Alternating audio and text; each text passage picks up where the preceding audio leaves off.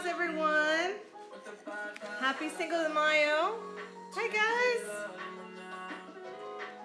Oh, I'll turn my light on so you can actually see me. Oh.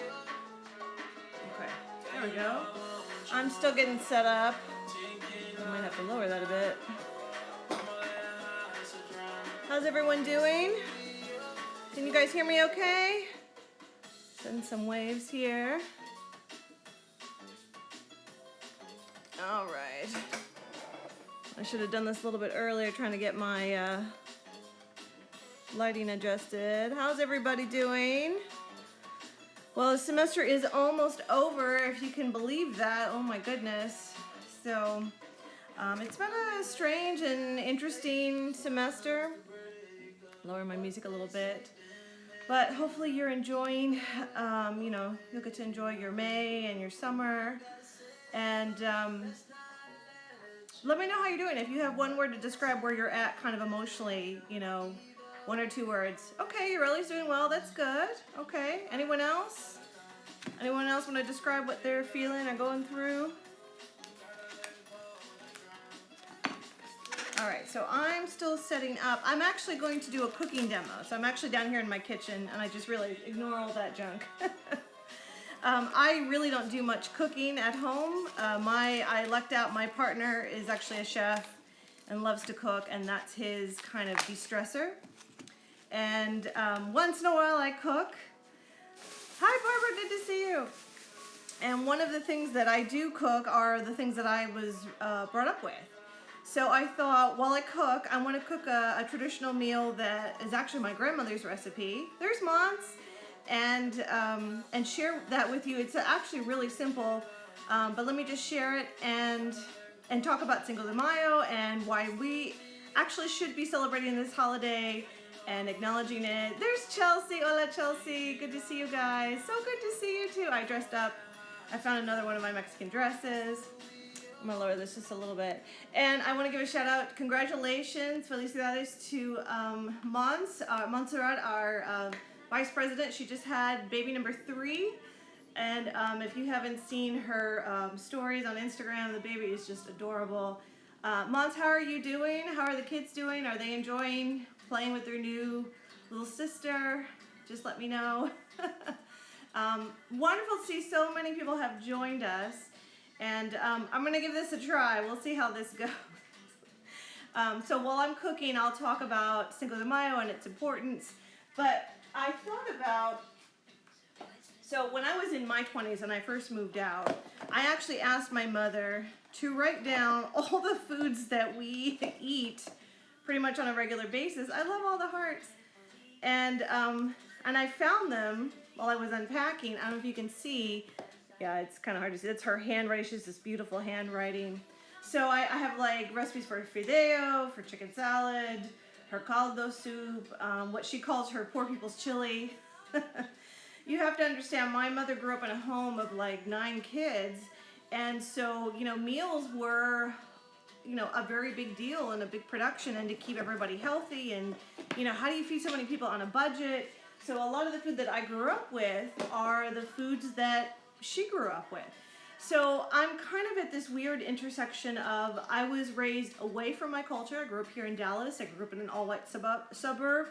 I would identify myself as like 4th generation Mexican American. And I wasn't raised with the language. Oh, there's Sakina. Hi Sakina, good to see you. But I realized some traditions were still part of my childhood. And one of the biggest connectors that I really started to engage more with is actually food. Food and music, I would say, were the 2 big things that I still had consistently through my childhood and growing up, and realizing now that it's not just my mother's cooking, it's not just my grandmother's, it's actually, I'm tracing this back to my ancestors. So I feel like when I'm cooking, I feel like I'm honoring them, and I kind of feel their presence. I'm wearing my grandmother's earrings. This is my other grandmother, actually, that she had, the one that lived in New York. And so, it's just, I decided to make, Cinco de Mayo another day to just kind of honor them. Oh, yes, I'm sorry. I'm all over the map. I haven't done a live check-in in a while. So my name is Professor Michelle Navarro, and I am the sponsor of the ALAS Club, so that's Achieving Latino Academic Success. I've been the sponsor now, this is what, our 11th year, and we started doing live check-ins about a year ago as a way to still connect and still talk with the club, and we haven't done as many this spring. I've actually took a break. I had to have a minor surgery, and just a lot has been going on. But thankfully my officers have stepped up, and if you saw Chelsea's video, she went ice skating. That's what she does. And I thought, well, let me at least do Cinco de Mayo, and then probably in the fall we'll go back to face-to-face meetings. I don't know if we're going to continue to do live check-ins or not. Again, everything is still kind of up in the air. But, you know, it's just how it's going with the pandemic. I hope all of you are doing well and staying safe. Has anyone gotten a vaccine yet? If you have, put it in the comments. And as I talk, just, you know, you can ask me questions, and I'm kind of ADD. I'll just kind of cook and talk and answer your questions. And I did get my first vaccine shot, and then I'll get my second here pretty soon. So it's kind of like the light at the end of the tunnel. You know, I'm so chatty now when I go out in public. I talk to the people, you know, behind the bar. I talk to the people checking me out. It's like I haven't been around human contact. So now I'm like, what has happened to me? But, you know, I have learned to embrace being at home. And of course, many of us are doing our part. Oh, I see Prof, you know, fully dosed. Wonderful. Mons is getting hers on the 12th.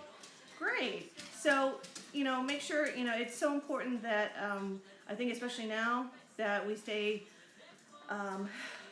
vaccinated. Oh, here comes my puppy. She's like, what's going on? Hello there. And let's see, I lost my train of thought. So we're getting vaccinated. I hope, you know, as we celebrate this day, my heart is still breaking because, you know, of what's happening in India. And just this, you know, I don't know what's going to happen in the future, if they'll have to close down travel for everyone. But, you know, my partner's family is from India, and I'm sending positive energy to them, my thoughts, my prayers, and I hope they are doing okay. Let's see, Profina says, looking forward to get back to campus. Yes, I can't wait. I can't wait for hugs. I can't wait to see my students and touch them and hug them. Oh, great. So many people are getting their first and their second dose. Wonderful. So it's so good to see you guys. All right. So all that being said, so over after today, I'm not sure what we'll continue with the student club. We'll take it case by case. I know that the North Texas Food Bank still needs volunteers to help. There's still so many people with food insecurity. There's still a lot of people out of work. So I know we want to do more volunteer things, more events. There's German, there's our ALAS president. So we'll see how it goes, okay? And so while I was thinking about Cinco de Mayo, you know, I don't know if you know this, but this is the day where we as Americans actually eat more avocados on this day, and we drink more tequila. And if you're having tacos or something, if you're gonna celebrate, it's kind of funny that Americans celebrate Cinco de Mayo more so than they do in Mexico. Now, this is not about Mexican Independence Day. There's a lot of misinformation about that. That's September 16th, and I remember that because it's my best friend's birthday, so I always remember that. This is actually a different date to celebrate, and it actually is about the Battle of Puebla. And really, only the town of Puebla in Mexico really kind of celebrates it. But, you know, I could be mistaken. Those of you that grew up in Mexico, that are from Mexico, if you have any reactions or comments to if Cinco de Mayo was even acknowledged. I do know in some readings that I've done that it's not even a holiday anymore. So, yeah, it's one of these interesting things that we have kind of transported over here, and yet it's becoming a bigger deal. Now, suffice it to say, it became a bigger deal, especially in the late 80s to the 90s, because of one beer company deciding to use it to promote. Can anyone guess the Mexican beer company that has kind of cornered the market on this day? If you know the answer, put it in the comments. Does anyone know? I'll see if anyone responds. So it kind of got a little commercialized since the late 90s. And again, it's one way to kind of promote your company, your brand, and really no one knows what brand I'm talking about. It's one of the least expensive beers. If anyone knows. There you go, yes, Corona, absolutely, gold star. Corona and Modelo. So they started doing campaign ads to, say, hey, celebrate Cinco de Mayo with Mexican beer. And then it became about avocados, and then it became about margaritas, and then it became about, another reason to go out and party and celebrate. Modelo as well, yes, and that's what we drink in the house, Modelo. So there is an element of commercialism to this as well. But if you think about it, we celebrate St. Patrick's Day. I mean, I remember I met one guy from Ireland who was working here, and he's like, what is it with the Americans and St. Patrick's Day? So you have to look at it through all these different lenses, okay? But there is a reason that we should be celebrating Cinco de Mayo. It actually is part of American history. So I'm going to talk about that while I do a little cooking demo, okay? Because I thought, well, I got to make dinner anyway, and I wanted to make one of the recipes that my grandmother made, that my mother tweaked, and then I've tweaked it even a little bit more. And that's what's nice about having a family recipe, is then all of a sudden you can make it your own, you can find faster shortcuts, and that's what we're going to do. Oh, thank you. I appreciate that, Yordanis. If you go to San Antonio, you can get these Mexican dresses anywhere, okay? I love them. They're so comfortable, and I know a lot of women, especially pregnant women, love these dresses too. I am not pregnant. I just, Corona weight. So the dish that I'm going to start making, as I said, I have my mother's recipes, and what I started to do is I started putting them in a journal, and I started writing down some of my favorite memories of some of these meals. So I have the card where I had my mother originally write down the recipe. Okay, and as you can see, this one has all kinds of stains on it, so it's getting beaten up. And then I rewrote the recipe, and of course, things that I've tweaked to it. And then on the side here, I write my favorite memory of this meal, okay? Because there were a lot of, and I'm sure maybe you have this in your family, you have some meals, you have some go-to meals that you do consistently, and those of you raising kids, I'm sure that's the one thing I didn't know about. Think about becoming an adult, the question of, what are we having for dinner? What are we having for dinner? It's like a battle every night. And I live with a partner that loves to cook, and so at 9 in the morning on the way to work, he calls me and he's like, okay, so what are we doing for dinner? And I'm like, I have no idea. I'm still having, my tea and my yogurt. I'm still trying to wake up, and he's already thinking about dinner. So you have those go-to meals, and I think for us, spaghetti is a big one too. Oh, I love my mother's arroz con pollo. Exactly. So we all have those real easy recipes, things, and so I'm going to make what's called carne guisada or steak guisada. There's a lot of different ways. Yes, it is the hardest thing about adulting, really. And then of course with like Uber Eats and DoorDash, but then that gets expensive. So if you're a family and you're on a budget, especially if you're making, minimum wage, how do you keep your family healthy and cooking and not eating so much junk food? So that's when I started thinking about these recipes that I grew up with. So I didn't even know how to say guisada growing up. I called it, I called it ganina. I couldn't even pronounce it. So, and I didn't realize there was a difference between carne asada versus carne guisada. So carne guisada is actually like a beef stew. So think of this as just a simple Mexican beef stew. So if you make beef stew at home on your own, this is just another incarnation of that, okay? So I want to show you real simple. So you do start out with some ground, this is chuck roast, okay? Now when my mom made it, she used to get it back when it had the bone in the middle.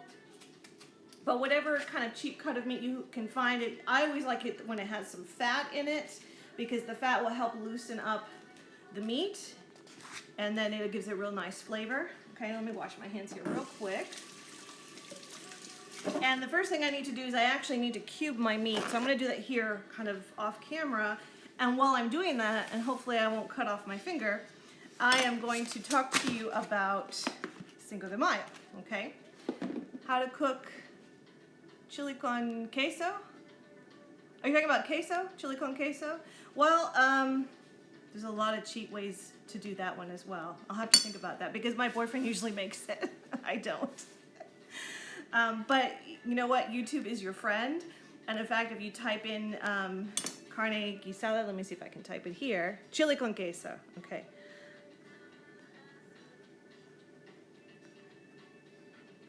Or if you even type in Mexican stew, you will find, and I was watching some videos and there's a lot of different ways to make this, but this is the simplest way that I've made it. Okay, so I'm taking my meat here and I'm just going to make cubes, okay? And you can make them as big or as small as you want. My mom used to, doing this for years, she knew how to make them pretty consistently and pretty small, so I would say about that size. I think she even did it a little bit smaller, but I like mine a little bit, having a little bit more kind of hardiness to it. Okay, so I'm gonna finish quickly cutting and chopping this up. Okay, so those of you that just joined, let me tell you more about Cinco de Mayo, and that it actually is more of a, I would say it's the Latino contribution to American history, and it actually connects to the Civil War. So for those of you that don't know me, I teach American history. Some of you are my online students. There's so much to cover when you're teaching history, so sometimes you can't get every little nuance in there. And I just really kind of, I've gone back, I reread a textbook I had about Cinco de Mayo, and I just, remembering that, we do have contributions to stopping the Confederacy from gaining support during the Civil War. Now, if you remember, in the South, their main export is cotton. Okay, now they grew other things, tobacco, molasses, indigo, all kinds of stuff, but cotton really was the, they were making all kinds of, really millions. And after a while, the cotton industry was becoming the dominant force in the international markets. So, because you had Egyptian cotton, you had cotton from other countries, but really American cotton was kind of,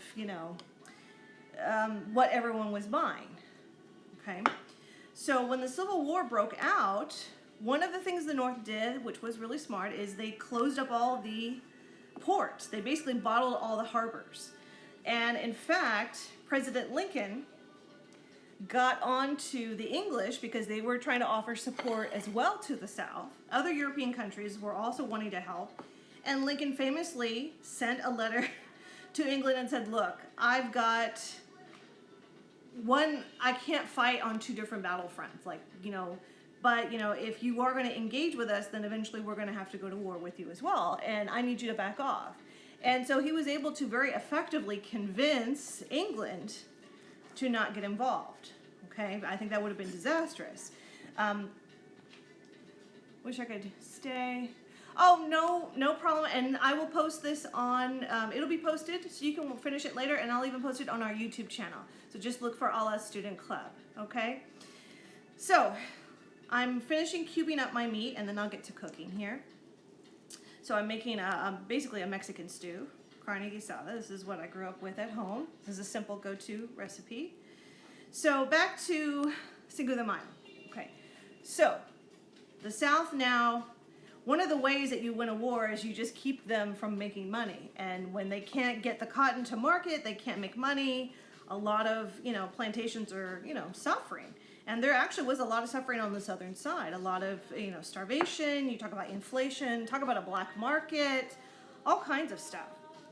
Well, France, which was, Napoleon III, which is Napoleon Bonaparte's grandson, is running France, and, he's frustrated as well because, of course,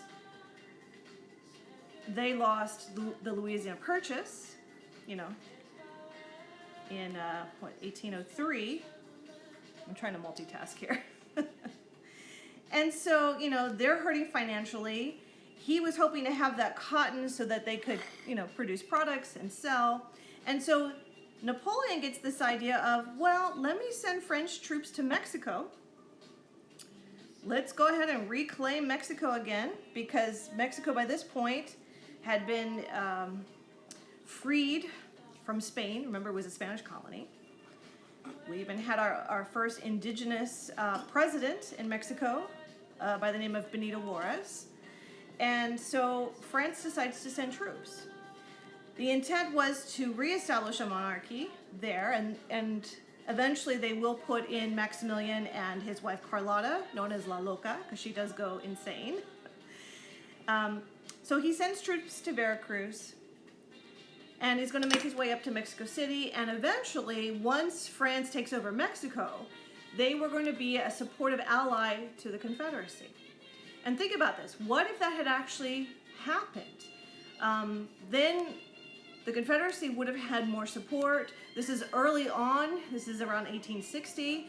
And the Confederacy was winning a lot of battles. Robert E. Lee was winning most of the battles. You know, early on in the Civil War, it looked like the South was actually going to win. And I always think about what ifs in history. And there's actually a book that you can find on Amazon called What If? And it looks at major events in history. And just like an American Revolution, you know, it could have gone the other way.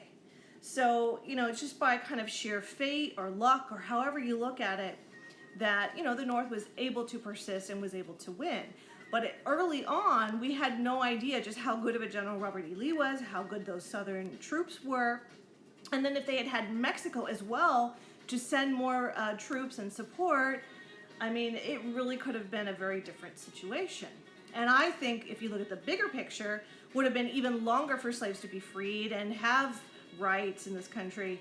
So, I mean, you can go down a whole rabbit hole if you think about it that way, okay? So on the way to Mexico City, they go through a little town called Puebla, which is still there today. And by the way, Puebla is known for mole. Has anyone ever had mole? It's wonderful. It's made technically with a chocolate sauce. It's spicy, it's good.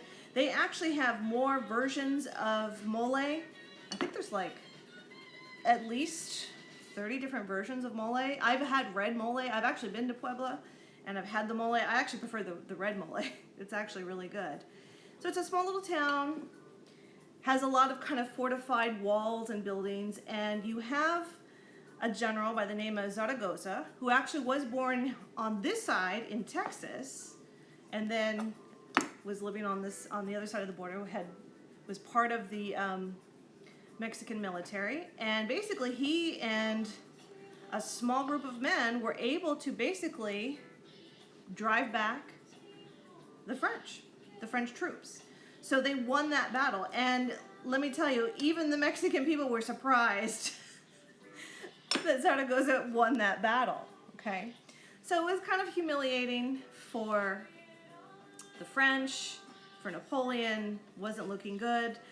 However,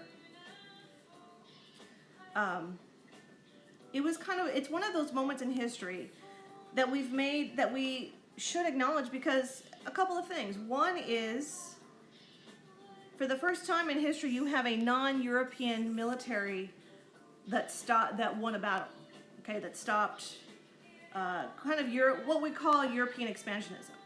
And those of you that have taken my class know about manifest destiny.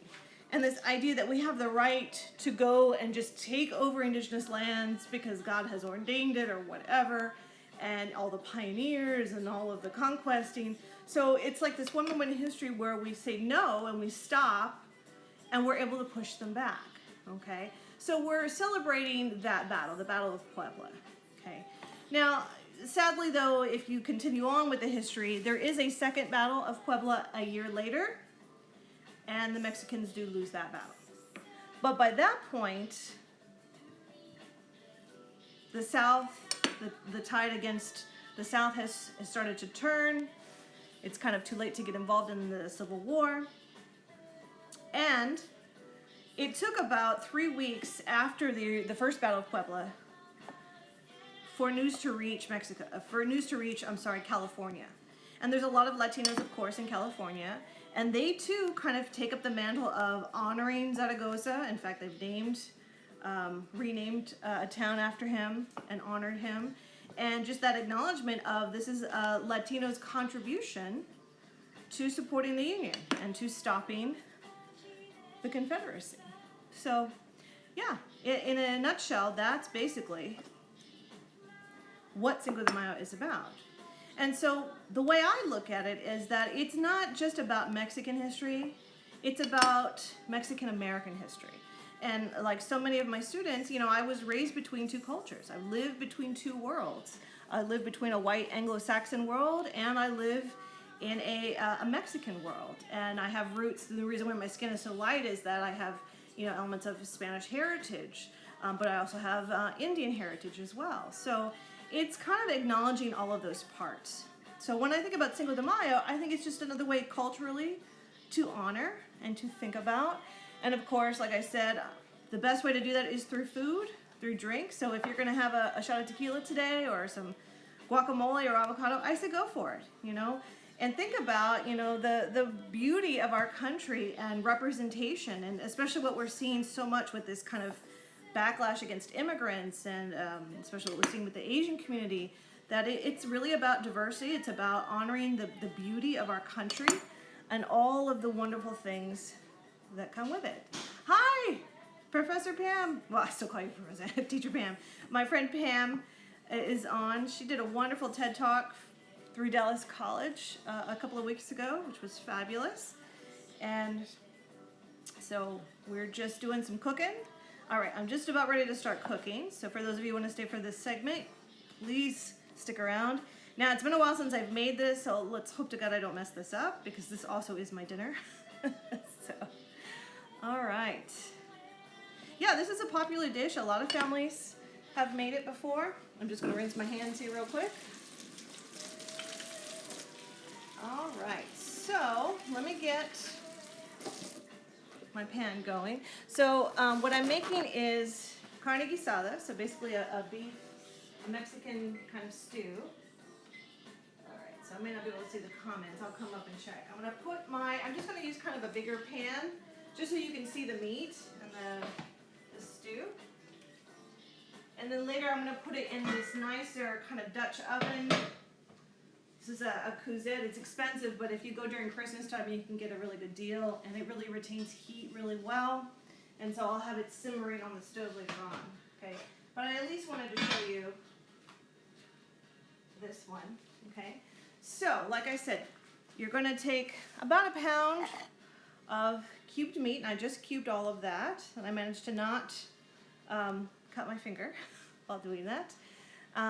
Where can we see Pam's TED Talk? I think if you just go to YouTube and you go to just type in TEDx Dallas, you'll be able to see it in there. And I think they are going to post the individual presentations on there as well. Okay, so I'm going to brown my meat first in a little. There you go. Thank you, at TEDx Dallas College, and there were some amazing speakers at that event. Okay, so I'm going to brown my meat.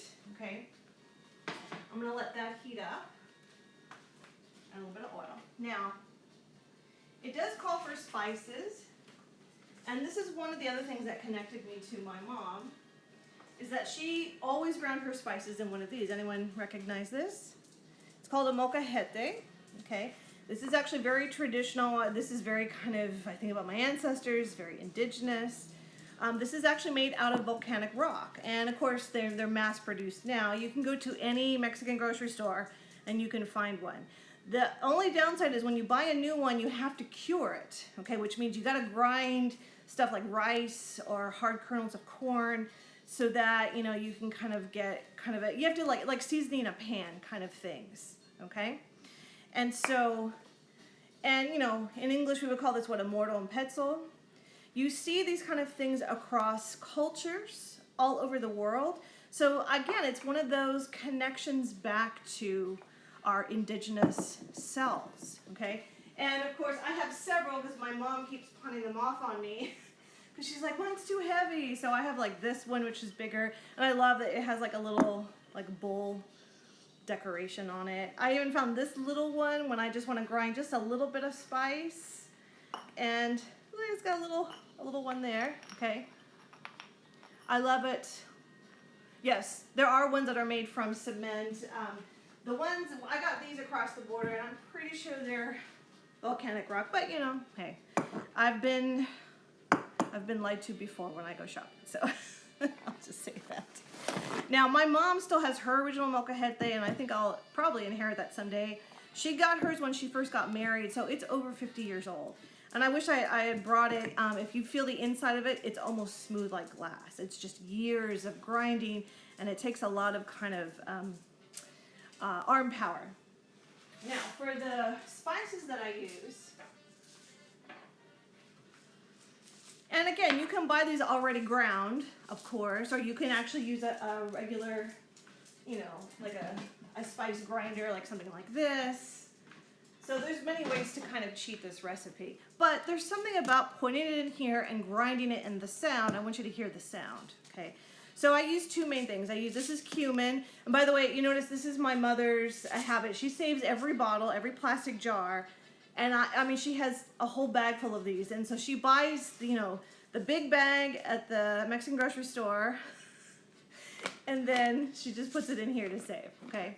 Now, she doesn't officially measure anything. She does everything by hand, and I'm sure many of you have that as well. But I did get her to kind of estimate. So she says about half a teaspoon of cumin and a 1/4 teaspoon of black pepper. So it's always like a little bit more cumin and a little bit less black pepper. So let me make sure this is not too hot. Okay, lower that a little bit.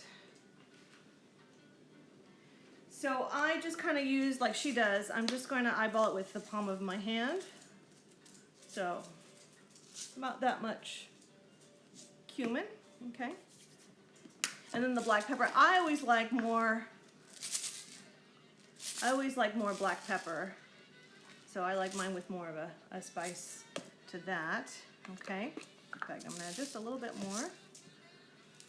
And then I'm gonna add a little bit more cumin. And there's something about when you grind spices, it opens up the flavors really fresh, okay? And then you just use the bottom of this and you just start grinding away. I don't know if you can see, it's kind of hard to, but can you hear the sound? Hi there, thanks for joining. So, and sometimes what I do is I get my teenager, because he has more strength, or my brother, that was their job. And you basically just grind and grind and grind until you get kind of a powdery consistency, okay? Oh, and I can smell it. I can smell all the flavor and the spices. Let's see, I'll see if I can't move the camera down just a little bit so you can see what I'm doing here. So I don't know if you can see in the corner there, all of those really nice flavors, okay? So that's gonna go in once we brown our meat. We'll put in our spices. And then my mom used to have put in whole cloves of garlic, about 3 or 4 cloves of garlic, but that makes it even harder. So my cheat for that is I use minced garlic. So we're just gonna use minced garlic because it's just, some things, you know, are too much, all right? So we're gonna brown our meat. I'm gonna get that started. The other thing is once the meat is browned, you put in your spices and your garlic. You're gonna add brown gravy, and again, my grandmother back in the day used to actually brown her flour to make the gravy. This is what I use. You just add brown gravy mix to a cup of water, okay? And the original recipe says 1 can of tomato sauce. But recently my mom has been making this dish again, and she said, you know what? It comes out so much better if you use tomato paste because it's more concentrated. So I scooped out about half of it and I mixed it with a little mixer here just to thin it out, and that's about 8 to 10 ounces.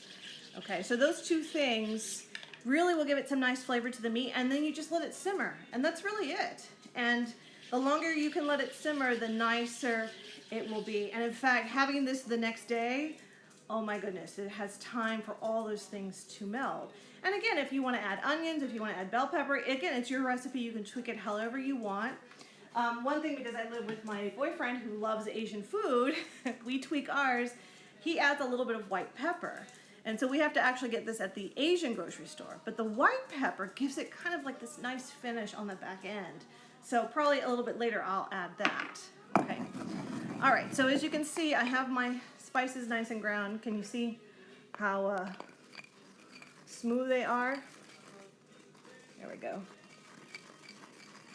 Okay. And what I do is to get my spices out is I'll actually put a little bit of water and stir it, and then I'll dump it into the pan. So, all right, so let me get my meat going here. Okay. All right. So again, I cubed my meat. kind of hear it sizzling there a little bit. Yes, puppy, there's my puppy. She's always likes to hang out when we're cooking, and of course if anything falls, she's right there to get it. What? Oh, is it snacky time? Do you want your snacky? Yes? Snacky? Okay. She speaks English really well. Let me get her a snacky while this browns. Okay. So I just kind of spread out the meat a little bit so that it's not all on top of each other. Okay. I just want to give it like a nice browning. Okay. I'll be right back. Let me grab her bony.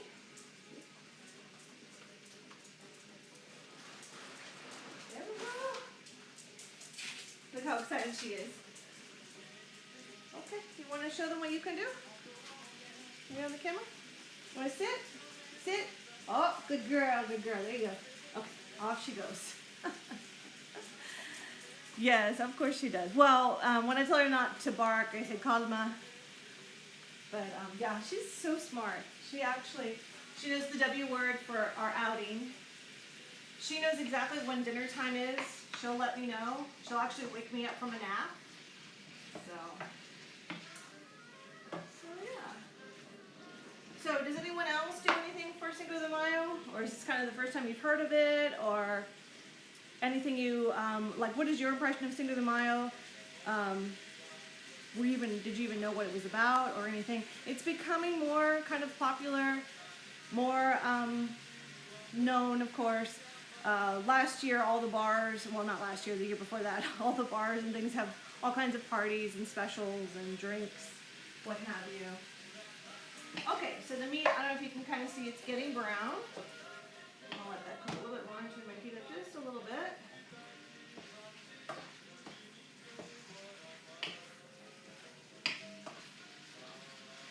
And really you can use any kind of meat. You can use like ground chuck. You could use something even cheaper. Just whatever, a round steak. Just whatever you can afford in your budget. I think I spent maybe $12 on this meat. So you can also find things on special. A lot of times our meals are dictated by the ads that come out, like on Tuesdays, and whatever is on sale for that week. You can hear that sound. I love that sound. I remember, in my room, and this smell would just waver through the house, and that's how you knew Mom was making dinner.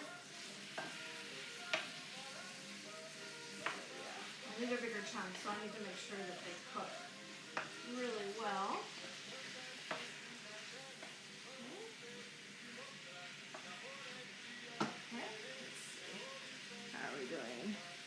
Let me look through my others. Oh yeah, whenever there's meat or chicken, oh my goodness, she's here. Yes. Okay, so we have our spices browned. Okay, I went ahead and I actually put my brown gravy and a cup of water, and I'm going to stir it. It just makes life easier. There's no point in making brown gravy from scratch or browning your flour. Nobody has time for that. Okay. I'm going to go ahead and put in about a tablespoon. I like a lot of garlic, so I'm going to go ahead and put in some garlic. And again, I cheat. I use minced garlic. You can chop up fresh garlic. You can even grind it into your molcajete, but that's a lot more work. You could even use a garlic press. Just whatever you want. So, I'll do about a little bit more. Okay. Ooh, that's strong garlic. All right, so we've got garlic.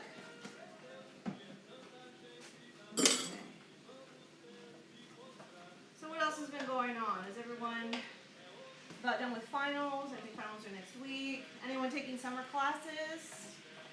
I'm definitely teaching summer 1 and 2 online, teaching both sections of history. So I thought I'd do a personal plug there. Is anyone going to travel?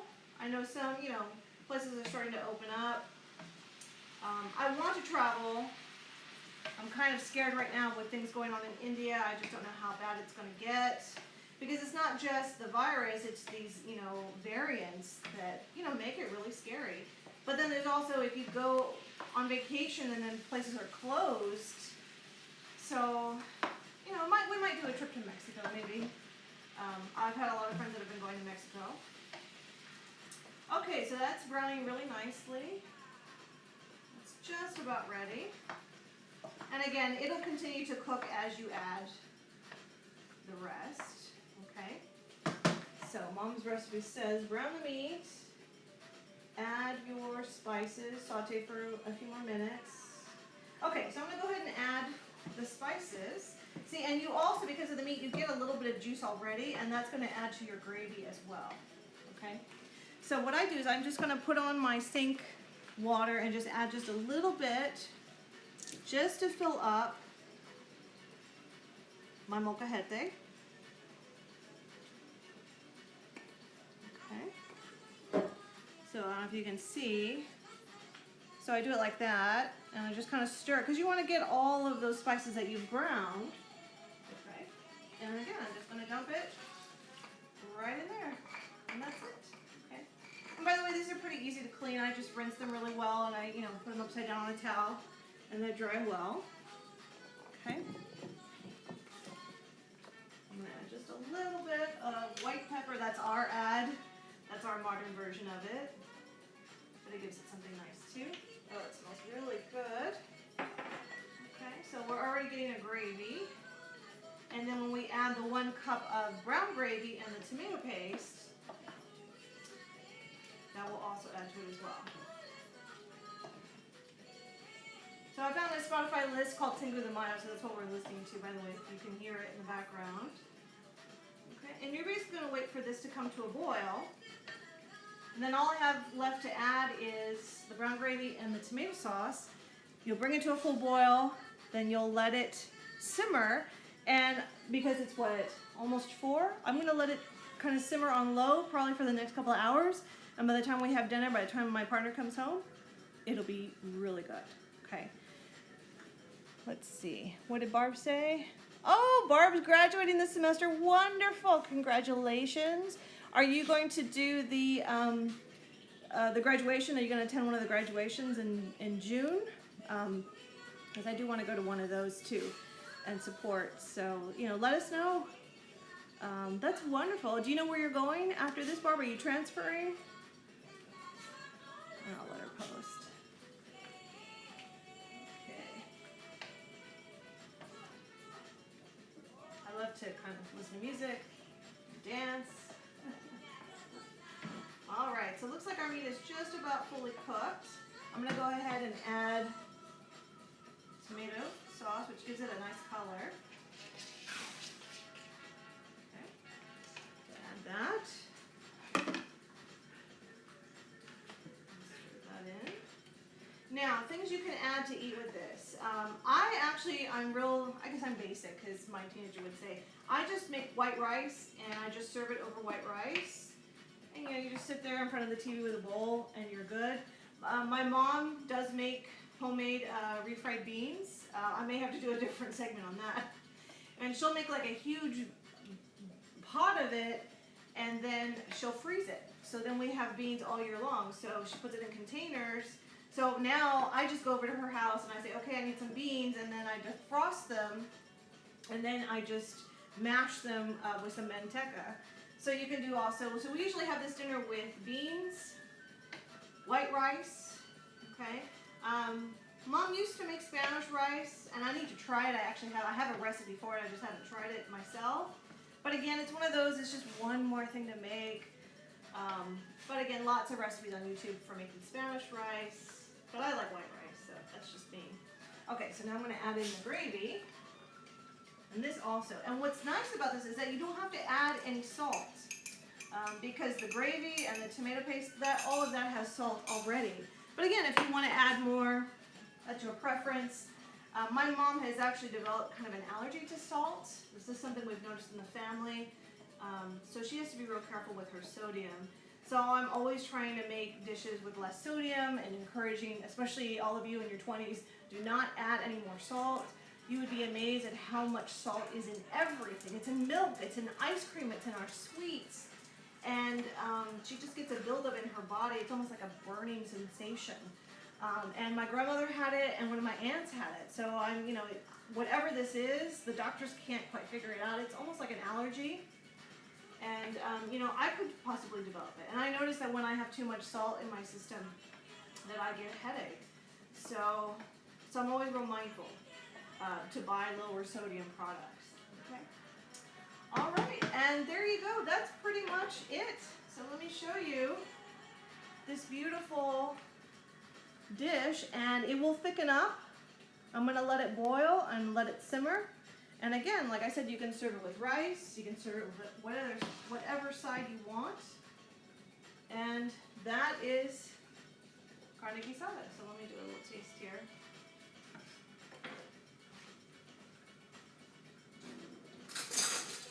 Let's see how it's coming out, because then I can tell if I need to add more.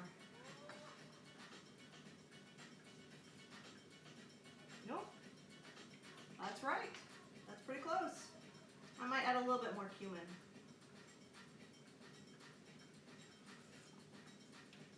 Yeah, and I can taste the white pepper on the back end. So it's just a really nice, it's a comfort food for me. It's a way that I can connect to my grandmother, who is no longer with me. I lost her in '85, and then my other grandmother I lost a few years after that. You know, I feel a connection to my culture. It's a way for me to feel pride and feel happiness. And, you know, so if you think about Cinco de Mayo, just think about that, what we call our Mexicanidad, our Latinness, and that we are as very much a part of American history as anybody else. And what's really nice is what's happening because of all these events that have happened in the last year, we're starting to include these stories. And that's why when I teach U.S. history, I like to tell the stories of the indigenous people. I like to look at, you know, the Civil War from the perspective of a freed slave, of looking at women's contributions in history. There's so much history that has been excluded. There's even LGBTQ history. There's history that talks about Americans with disabilities. Imagine having a disability in the 1800s. You had no rights. You were not protected. So many abuses in terms of mental health. You were basically just put in a room and just, you know, locked up and forgotten. So it's so important that we continue to tell these stories, that we continue to acknowledge. Cinco de Mayo is one of those days to say, hey, look, we're here. We're not going anywhere. We are as much American as anyone else. And then remember, if you're in Texas like I am, the soil beneath our feet was once Mexico. Okay, so we were here the whole time. So if anyone ever tells you to go back to your country, no, you came after us. So we were here and we survived and we will continue to survive. So anyway, congratulations to Barb on your graduation. Congrats to Mons on her baby. Thank you so much to all of my ALIS officers. You guys have been fabulous, especially when I had to take a step back. As you can see, I'm recovering really well from my surgery. I've had some women's health issues. The joys of, you know, getting into your 40s and 50s. But you know what? Like my mother and my grandmother, we just keep going along. Thank you so much for participating. And I don't know if we'll do another live check-in. We'll probably take a little bit of a break. But again, if there's people that are still interested and want me to do more, I'm happy to do one about my mother making her homemade tortillas or maybe beans. I don't know. But we welcome your thoughts. We welcome your inspirations. And thank you so much for being part of this. So happy Cinco de Mayo. I will talk to you guys later. Okay? Bye-bye.